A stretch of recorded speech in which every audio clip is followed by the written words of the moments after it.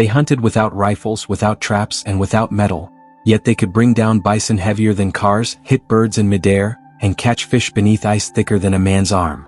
While the rest of the world forged weapons from steel, Native American hunters built an entire science of survival from wood, bone, and stone. What they created wasn't primitive, it was genius. And what's even more impressive, much of what we call modern survival technology still can't compete with their methods. If you enjoy discovering how ancient intelligence shaped the world, hit that like button, because this story will change how you see primitive forever. Let's start with a weapon so simple yet so deadly smart, the bola. 2 or 3 stones tied to cords made from sinew or plant fiber. Nothing more. Yet, in the hands of a skilled hunter, it became a precision-guided trap. Imagine a deer sprinting across the plains. The hunter swings the bola overhead until it hums through the air, then lets go. The cords spread out, the stones whip forward, and within seconds the animal is tangled and crashing to the ground. No bullets, no noise, no waste. It's not strength that wins, it's timing, skill, and pure understanding of physics. In the Great Plains, bolas were used to stop antelope or deer. In South America, the Mapuche people became so skilled with them that they could knock a running ostrich off balance from 30 yards away. When Spanish colonizers brought horses, the same weapon adapted instantly. Bolas wrapped around the legs of galloping horses, stopping them in seconds. Even children trained from a young age, using small practice bolas on wooden stakes. By the time they reached adulthood, throwing one accurately was as natural as breathing. There's even a legend among the Tehuelche people of Patagonia about a young boy who, after his father was injured, used a homemade bola of river stones and braided grass to catch 3 guanacos, saving his family from starvation. When the villagers found out, they said the spirits of the wind had guided his throw. But in truth, it was the perfection of a design refined over generations. That story became a lesson for every young hunter. Trust your hands, trust your tools, and always respect what they provide. The beauty of the bola wasn't just in how it worked, it was in what it represented. It proved that great ideas don't come from wealth or technology. They come from watching, learning, and adapting. Each bola was personalized, stones smoothed by hand, cords braided with care, sometimes decorated with beads or paint. It wasn't just a weapon. It was a story, a symbol of connection between hunter, land, and prey. But while the bola ruled the open plains, a different masterpiece ruled the icy waters of the Arctic and the coasts, the harpoon. For coastal tribes and the Inuit, the sea was their hunting ground, and the harpoon was the bridge between human and ocean. This wasn't a simple spear. It was a piece of mechanical engineering, perfected long before anyone had ever heard of modern design. Each harpoon had 3 critical parts: the shaft, the head, and the line. The shaft was long, light, and strong. The head, carved from bone or antler, was detachable, a key innovation. When the harpoon struck a seal or whale, the point broke free but stayed connected by a sinew rope. That way, even if the animal dove deep or the wooden shaft snapped, the hunter could still pull the body back. Simple? Yes. But in reality, it was a survival machine refined over thousands of years. The true genius came with the toggling head, a tip that turned sideways once it pierced flesh, locking inside the animal. That meant no escape. This single innovation changed life in the Arctic. It made whale hunting possible, and with it came entire economies of survival. Meat for food, blubber for heat and light, bone for tools. A single whale could feed dozens of families through a brutal winter. But make no mistake, every throw of a harpoon was a risk of death. One slip, and the hunter could be dragged under by a creature 20 times his size. And yet, they didn't see hunting as a battle. It was a conversation between human and nature. Inuit hunters often whispered words of respect to the sea before throwing their harpoon. The weapon itself might be blessed or decorated with small carvings representing the animal's spirit. Women played their part too, preparing the sinew lines, sewing waterproof gut parkas, ensuring that every tool was perfect.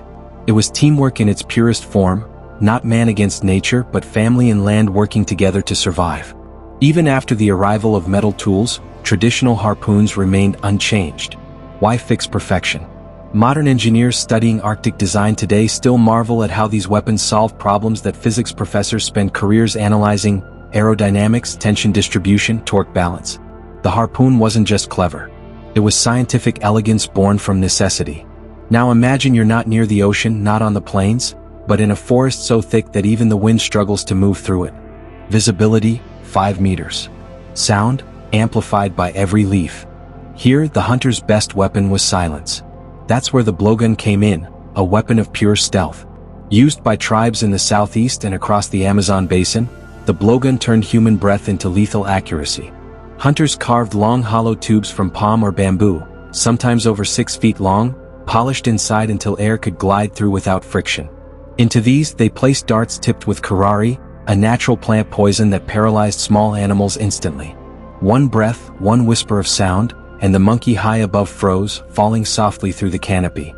But what's truly fascinating isn't the poison, it's the precision. The darts were barely 6 inches long, balanced with soft kapok fibers that acted like natural feathers. A skilled hunter could hit a target the size of a coin from 30 feet away, without ever breaking the forest's silence. And when you think about it, that silence was the secret. The forest never warned its prey.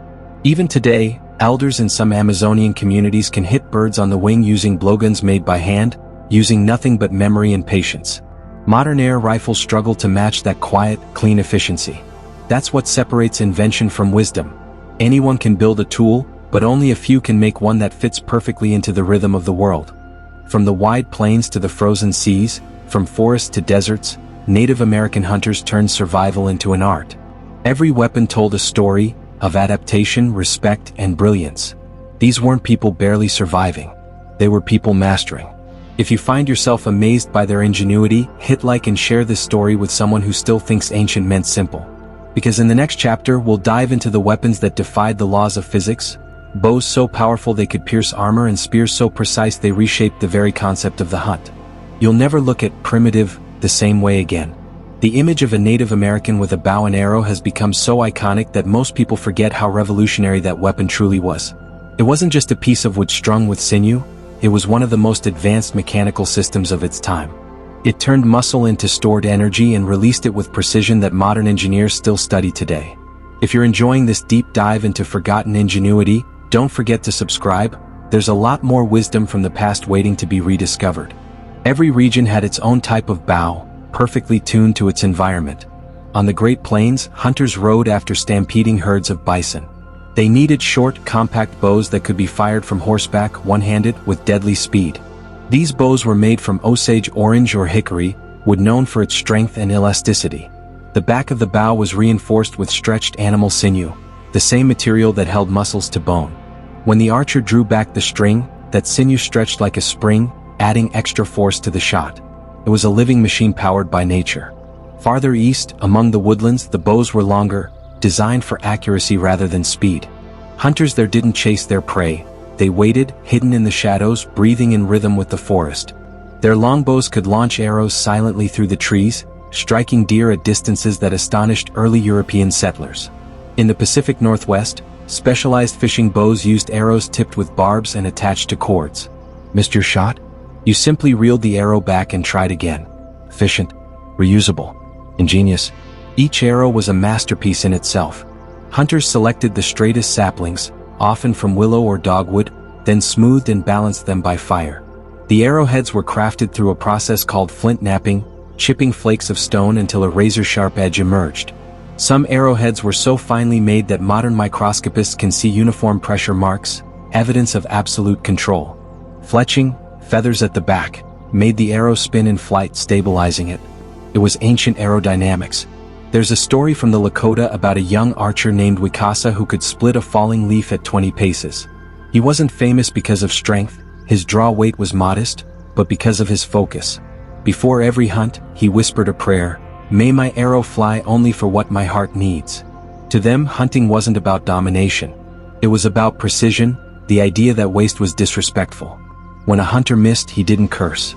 He reflected. The bow didn't fail, the spirit behind the shot did. And yet, these weapons could rival the power of early firearms. Historical accounts from the 1700s describe arrows punching through metal breastplates at close range. During early contact, many European soldiers learned to fear native archers more than musket fire, because while a musket could fire once in a minute, a skilled archer could release 6 arrows in the same time, all silent, all deadly.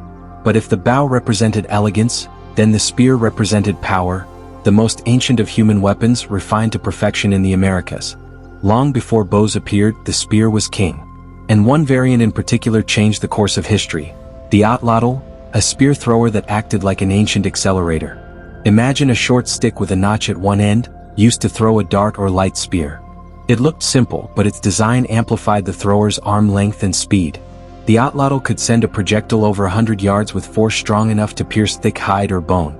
In physics terms, it multiplied velocity through leverage, a principle so effective that modern athletes still use similar tools to hurl javelins today. Archaeologists have found atlatl weights carved from stone, sometimes shaped like animals or spirits. These weren't just functional, they were spiritual objects. Before a hunt, warriors might decorate their atlatl with feathers or paint, believing it carried the strength of the creature it depicted. Among the Aztec and Maya, the atlatl was so revered that only nobles and trained warriors could carry one. In the far north, Inuit hunters used smaller versions to strike seals or birds over ice, a single flick of the wrist delivering lightning-fast accuracy. There's a story from the Hopi about a time of drought when food grew scarce. One elder, too old to walk far, crafted a new type of atlatl from juniper wood, lighter than any before. He taught the young hunters how to balance it perfectly, how to feel the flex, how to throw not with muscle but with rhythm. The legend says that when the next hunt came, the first spear flew farther than any the tribe had ever seen, landing true, striking deep. The people said it was the spirit of the old man's breath guiding it. Science now confirms what that legend celebrated. The atlatl could increase throwing power by more than 50%. A skilled user could reach speeds near 100 miles per hour, faster than a baseball pitch. And all of it, remember, was made from nothing but wood, bone, and instinct. While men often hunted, the design and upkeep of weapons were a communal effort. Women tanned the hides used for bowstrings, softened the sinew, shaped the fletchings. Children helped gather stones for arrowheads. Craftsmanship was a way of life. And because every part of an animal was used, bone for points, sinew for cord, hide for grip, nothing was wasted. And yet, beyond tools and tactics, there was always respect. Hunters didn't speak of killing but of exchange, life feeding life. In some tribes, the first successful hunt of a young man meant a community feast, not a celebration of death, but of connection. The weapon was blessed, sometimes retired, sometimes passed to a younger sibling. Each generation inherited not just tools but a philosophy. Nature doesn't owe you survival, you earn it through understanding. It's easy to romanticize or oversimplify the past, but the truth is far more impressive.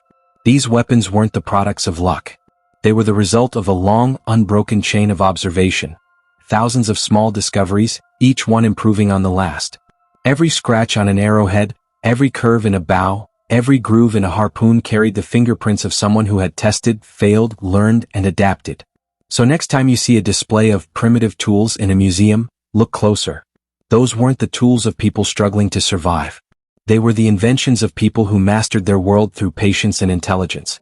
And in the next part, we'll look at the inventions that went beyond land and sea, the hidden weapons of air and stealth, tools that made no sound, left no trace, and yet kept entire tribes alive through rain, snow, and darkness. If you're fascinated by the brilliance behind these designs, give this story a like, and tell me in the comments which weapon you'd most want to try. Would you trust your life to the quiet precision of a bow or the unstoppable force of an atlatl? The answers say more about us, and our connection to nature, than we might realize. Not every battle was fought in open fields or wide plains. Sometimes survival depended on silence, on striking without warning, without a sound, and without disturbing the balance of nature. For Native American hunters, stealth wasn't just a tactic. It was a way of life. And the weapons they built for it were nothing short of miraculous in their precision and simplicity. If you're the kind of person who believes true genius lies in subtlety, you'll love what comes next. Hit that like button because this is where the quiet weapons speak the loudest. Deep in the jungles and swamps of the southeast, and across the endless green of the Amazon, hunters perfected one of the most remarkable tools ever made, the blowgun. Imagine standing in a rainforest so thick you can't see 10 feet ahead. Every sound echoes, every movement gives you away. A bow is too noisy, a spear too clumsy. So they built a weapon that used nothing but breath. The blowgun was a long, perfectly straight tube, sometimes 7 or 8 feet, carved from palm wood, cane, or bamboo. The interior had to be polished until air could glide through it with almost no resistance. Some were made in 2 halves, bound together so perfectly that you couldn't see the seam. This was not crude craftsmanship. It was engineering of the highest order, done with stone blades and patience instead of machines. The ammunition? Tiny darts, often no longer than your finger. Each was sharpened to a fine point and tipped with curare, a natural poison made from plants that caused instant paralysis. But curare wasn't used recklessly.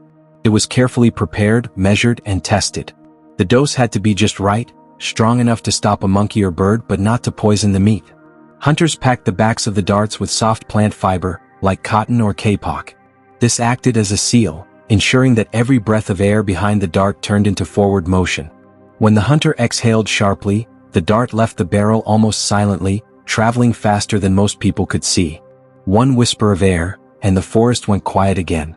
Moments later, the prey fell from the branches above. Mastering the blowgun took years. Young hunters began training with lighter darts and short tubes. They practiced hitting leaves, insects, or fruits suspended from branches. The goal wasn't brute force, it was control. Breath became weapon. Precision became instinct. There's an old story among the Takano people about a hunter who was said to breathe with the trees.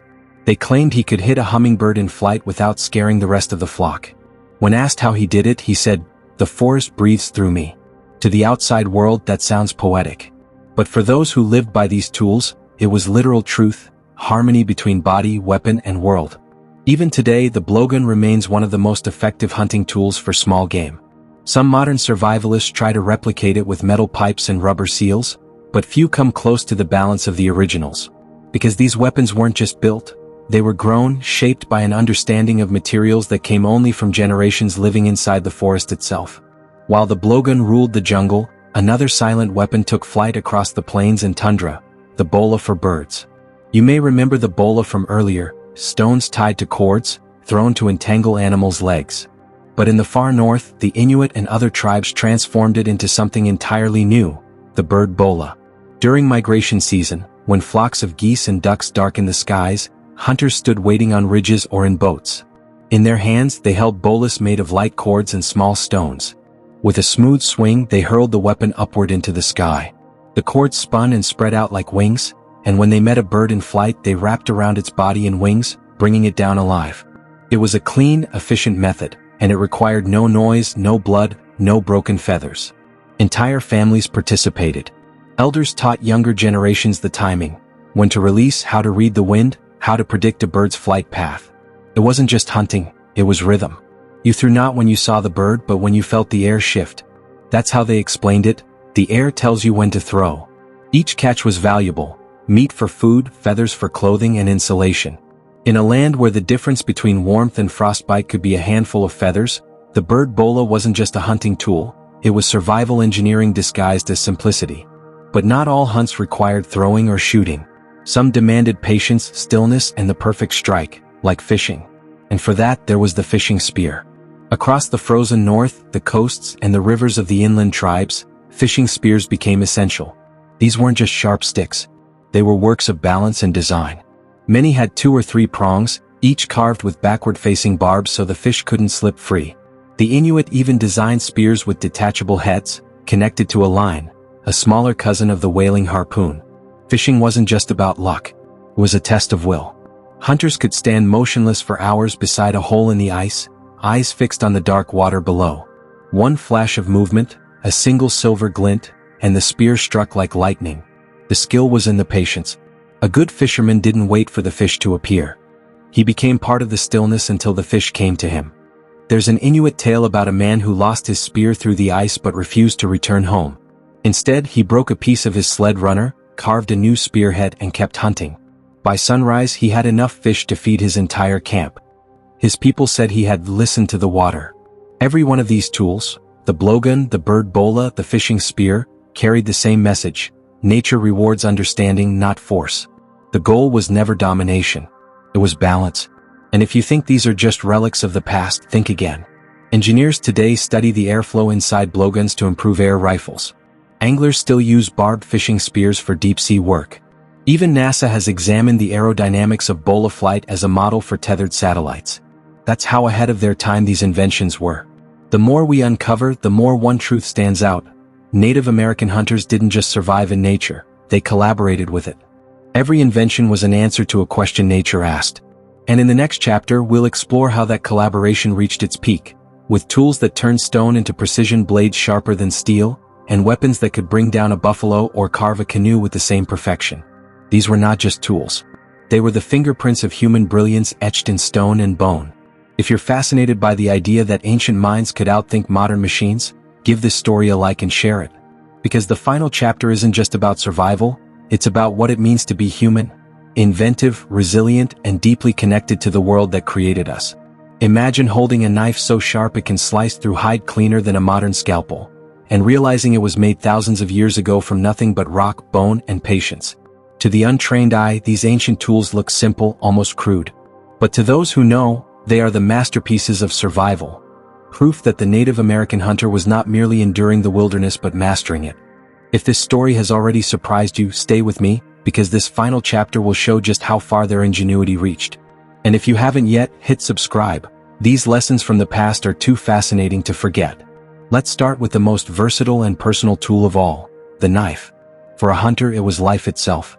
Used to skin game, carve wood, scrape hides, prepare food, build shelters. There was no day it didn't serve a purpose.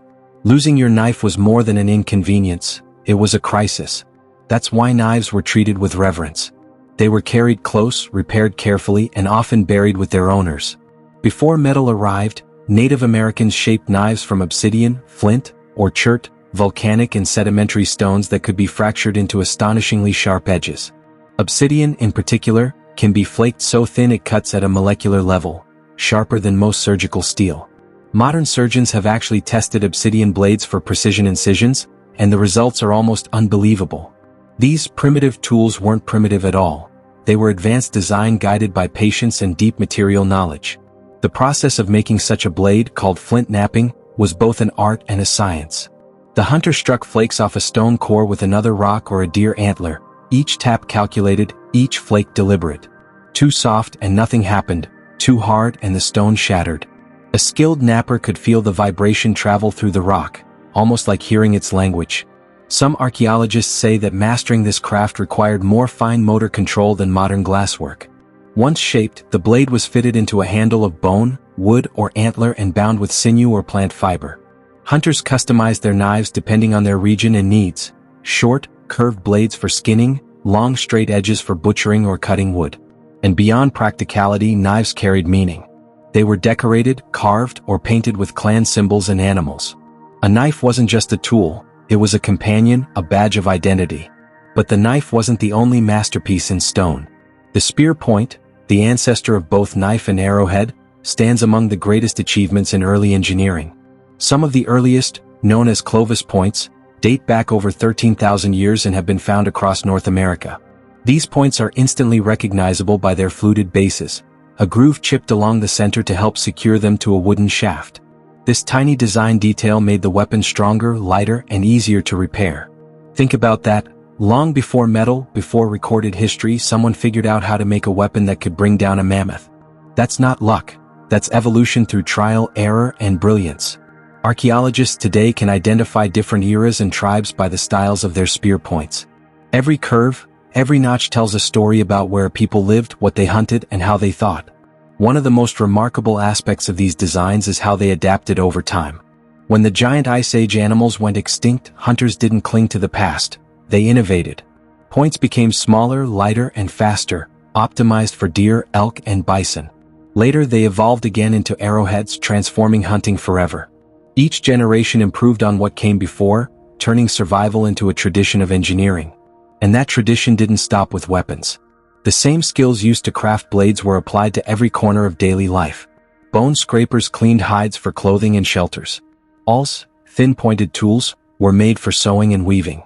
Even fishhooks, needles, and jewelry were carved with meticulous care. Every scrap of bone or stone had potential. Nothing was wasted.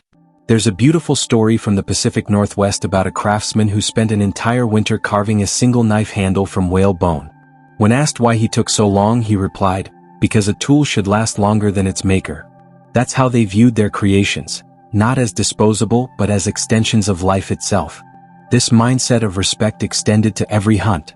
After a successful kill, hunters often placed a small offering, a pinch of tobacco, a bead, or even a drop of water, beside the fallen animal. It was a gesture of gratitude, not conquest. They believed every creature gave its life so that others could live, and the tools they used to take that life were sacred because of it. Even as European metal goods spread across the continent, many native artisans continued to make stone blades and bone tools. Not because they lacked access to steel, but because those materials carried meaning. They were made by hand, with care, and connected to the rhythms of nature. Iron may have been stronger, but it wasn't sacred. What's fascinating is how much of this ancient knowledge still influences us today. Modern survivalists and bushcrafters study traditional Native American techniques because they're efficient, sustainable, and brilliantly practical. Outdoor engineers study how sinew-bound hafting absorbs shock better than synthetic glues. Even aerodynamic studies of stone spear points have inspired modern projectile designs. The past isn't gone, it's alive in every clever design we still use. And perhaps that's the greatest legacy of all. These tools were never about dominance over nature. They were about harmony with it, learning its rhythms, working within its limits, and thriving through respect and creativity. Imagine living in a world where you could build everything you needed: shelter, clothing, weapons, and tools, from what you found around you. No waste. No excess. Just skill, observation, and gratitude. That's what these people achieved. Today, surrounded by technology, we often forget that survival is not about gadgets or gear. It's about understanding. The same understanding that allowed a hunter to carve a knife from obsidian sharp enough to cut hair, or to design a spear that could drop a mammoth with one strike. So, the next time you hold a steel blade or light a fire with a match, remember the hands that once shaped stone into life. They didn't just survive the wilderness, they defined it. If this journey through their brilliance amazed you, give this story a like and share it with someone who loves history, craftsmanship, or survival. Because the greatest technology ever invented wasn't made in a factory, it was born in the mind of a hunter, thousands of years ago, under an open sky. And if you've been following along through all 4 parts, you've now seen how the first Americans turned the wild into their workshop, mastering wind, water, stone, and flame. Their story is not about the past. It's about what we can still learn when we stop trying to conquer nature and start listening to it again.